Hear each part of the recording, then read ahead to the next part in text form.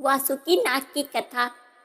भगवान शिव का परम भक्त होने के कारण वासुकी नाग उनके गले पर विराजमान रहते। आभूषण के तौर पर भगवान शिव के गले का हार वासुकी नाग को बताया गया है। वासुकी नाग को समस्त नाग वंश के नागों का राजा बताया गया है। शास्त्रों के अनुसार वासुकी नाग का कैलाश पर्वत के पास ही विशाल राज्य था।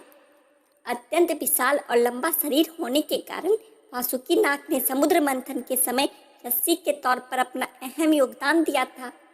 वासुकी नाग के मस्तक पर नागमणि होती है। ऐसा माना जाता है कि सर्वप्रथम शिवलिंग की पूजा का प्रचलन वासुकी नाग के कारण ही शुरू हुई थी। बताया जाता है कि कुंती पुत्र भीम को 10,000 हाथियों के बल का वरदान वासुकी नाग ने ही दिया था। भगवान शिव के गले में लिपटे नाग का नाम ही वासुकी नाग है, जो शिव के परम भक्त माने जाते। शिव जी ने वासुकी की भक्ति से प्रसन्न होकर अपने गणों में शामिल किया था। आपने भगवान शंकर की जितनी भी तस्वीर देखी होंगी, उनके गले में जो नाग लिपटा हुआ है वो वासुकी नाग ही है। बिना वासुकी नाग के भगवान शिव की छवि अधूरी लगती है। सावन के महीनों में भगवान शंकर के श्रृंगार में वासुकी नाग को जरूर दिखाया जाता है, क्योंकि जहाँ जहाँ शिव होंगे वहाँ वहाँ वासुकी नाग की भी पूजा होगी। वासुकी नाग के पिता का नाम ऋषि कश्यप और माता का नाम देवी कद्रू था। देवी कद्रू ने 1000 सर्पों की माता बनने का वरदान अपने पति ऋषि कश्यप से मांगा था। ऋषि कश्यप और देवी कद्रू से उत्पन्न पुत्रों में वासुकी नाग का दूसरा स्थान है। भगवान शिव का परम भक्त होने के कारण वासुकी नाग को शिव जी ने आभूषण के रूप में अपने गले में पहना। पुराणों में नागवंश के राजा वासुकी नाग की पत्नी का नाम देवी सतशीर्षा बताया गया है। देवी सतशीर्षा को कई ग्रंथों में भी वासुकी नाग की पत्नी बताया गया है। वासुकी नाग के माता पिता से 1000 संतानों की उत्पत्ति हुई, जिनमें वासुकी नाग के बड़े भाई का नाम शेषनाग था। शेषनाग भगवान विष्णु के परम भक्त होने के कारण विष्णु जी सैया स्वरूप उन पर विद्यमान रहते हैं। माता कद्रू से उत्पन्न पुत्र कालिया नाग, तक्षक नाग, करकोटक नाग, पिंगला नाग, धृष्टराष्ट्र नाग, शंखपाल नाग, पद्म नाग, महानाग आदि अन्य नाग उनके छोटे भाई बताए जाते हैं।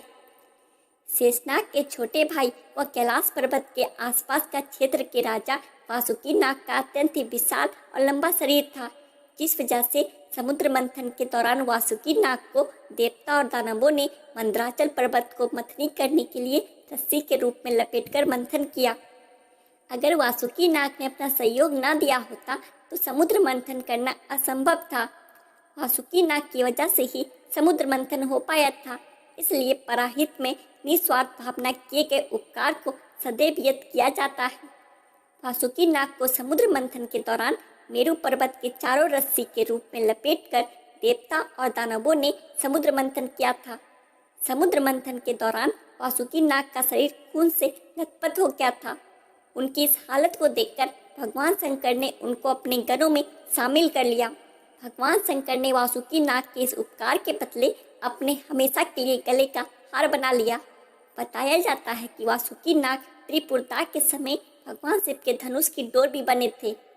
शास्त्रों के अनुसार वासुकी नाग के 5 सिर बताए जाते हैं और उनके बड़े भाई शेषनाग को बहुमुखी सिरों का स्वामी बताया जाता है, जिन्होंने अपने बहुमुखी सिरों पर समस्त ग्रहों ब्रह्मांडों का भार उठा रखा है।